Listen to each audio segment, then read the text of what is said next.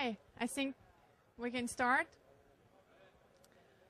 My name is Jarno. I'm an application engineer at HUBER+SUHNER, and I'm going to present today our low loss and high reliability solution for testing for 10 gigahertz and beyond.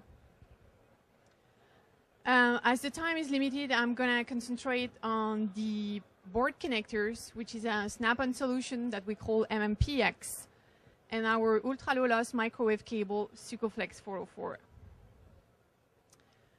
Before giving some features on the products, a few market trends. If we go across different markets like communication and the need of picocells with new backhauling system requiring a higher bandwidth, analog or digital testing, medical application or space and defense, they all tend to go for new needs of more bandwidth, lower loss, and miniaturized components. So more bandwidth, why? Well, if we actually look at our daily activity, we see that we want to be connected everywhere on any device. So that means being able to download and upload any data, emails, video, photo, whatever, everywhere. So that's basically gives us an explosion of consumer bandwidth use. What happened, this cultural change actually to the industry, that means an upgrade of infrastructure and networking, faster and smaller equipment and integrated circuits. So if we take the example on the high-speed digital with the 100 gigabit Ethernet solution, there is a need for higher signal integrity for the test components. So connectors, cables, they need to be as transparent as they could be.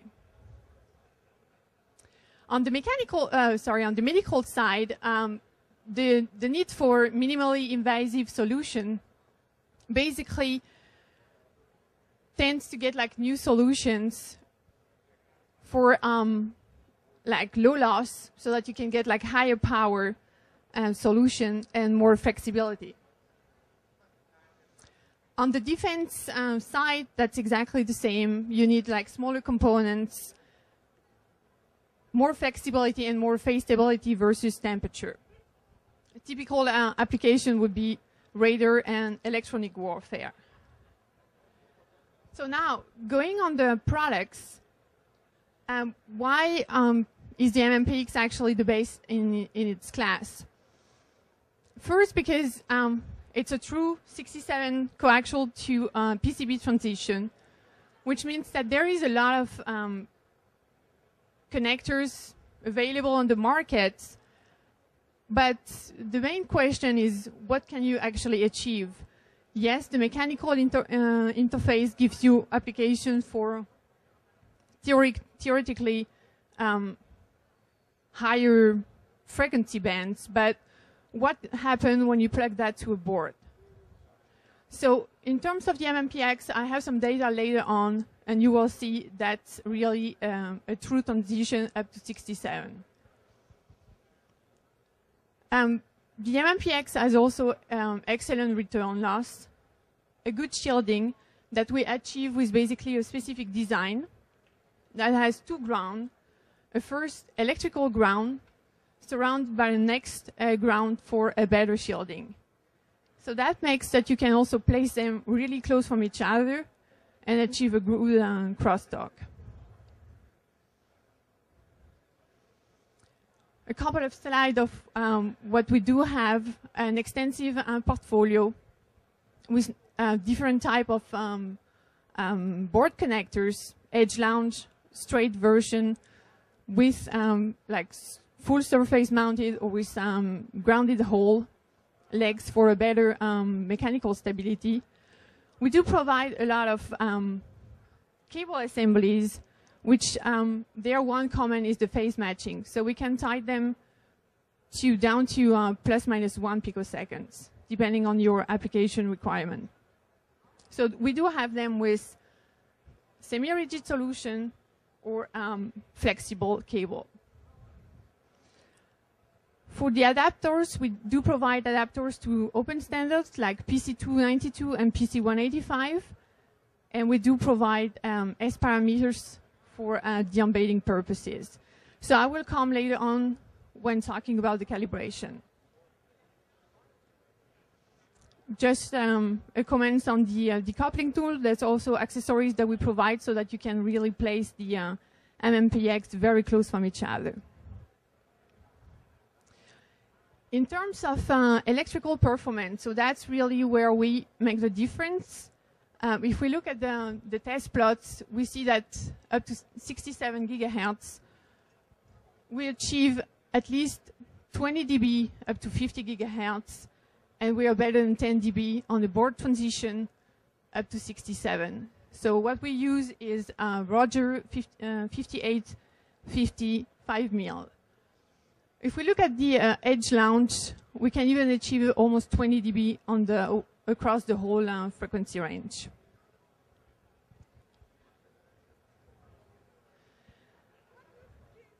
I have a plot of the TDR looking at the MMPX compared to some other connectors that we found on the market.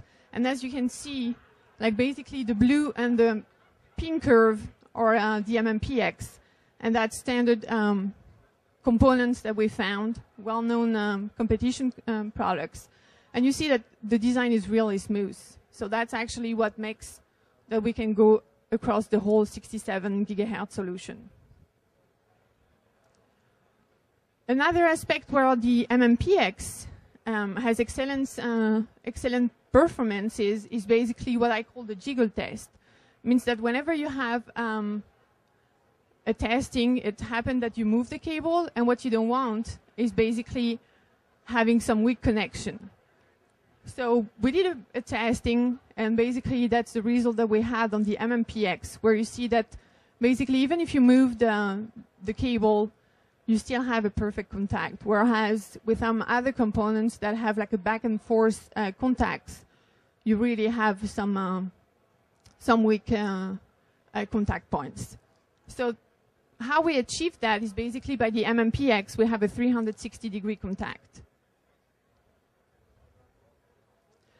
That's an interesting publication that one of our customers was doing. It was basically using for 100 gigabit Ethernet communication with 4 25 gigabit per second channels. He had to use from his customer a module that was connected with GPPO and had to connect that through a boards. And it was pretty interesting to see that they had to switch actually to an MMPX for the board transition in order to achieve the electrical performance that they had. So that's basically a document which is available on the net, and you see that they had the measurement up to 40 with better than 20 dB.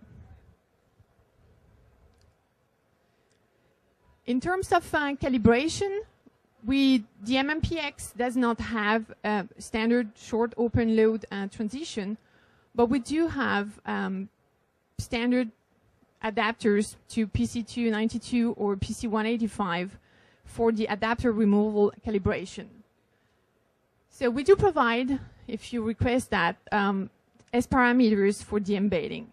So one comment about the S parameters for this adapter, we actually validated the measurement that we had on the project. We were working with the research center of the University of Zurich and the metrology, the Swiss Metrology Center for basically developing a validation of calibration with bitless adapters. So on the plots here, you see that that's basically two calibration systems. One is with the bitless adapters, and one is a typical short open transmission. And you see that if you look at the higher frequencies, the bitless adapters are actually giving you way better results and more reliability than if you use standard short open transmission. So that's basically how we characterized our MMPX adapter, is using a bitless calibration, so bitless adapters calibration. Now on the SUCOFLEX 404, it's another solution for good testing and extremely low loss. I pick up actually, we do have different kind of cable in this family, which is called SUCOFLEX 400 family. I pick up the most common one, which is up to 26.5 gigahertz. That's basically the lower loss cable that you can find on the market today, with less than a dB at 18 gigahertz. This cable provides an excellent phase stability versus temperature, which is good for application like in defense market, and excellent return loss. In terms of the construction, we basically use a solid wire and have an ultra low loss PTFE extruded on top. We have two different outer conductor, a silver plated copper tape, and a braid. We do provide, depending on the application, different armoring type. What we call the A armoring is basically a stainless steel spring and a stainless steel braid that actually is commonly used in the test lab to protect against compression, tension, torsion, which usually happen when you have multiple testing. We do have also a D armoring, which is against more like abrasion, depending on the application. Something that we also developed for this specific cable is a quick mate solution, which I will not be able to demonstrate holding the microphone. But that's basically a quick mate nut that allows to make basically just like a 3/4 of a turn to be able to test. So when you have like multiple testing and mating, demating, that's actually really saving time. In terms of electrical performance, that's basically a chart reflecting what is happening with other cables, or a good comparison, and you see that the SUCOFLEX 404 is way lower than every other cables, with less than a dB at 18 gigahertz. Another side where the cable is actually performing extremely well is the phase stability of the cable versus temperature.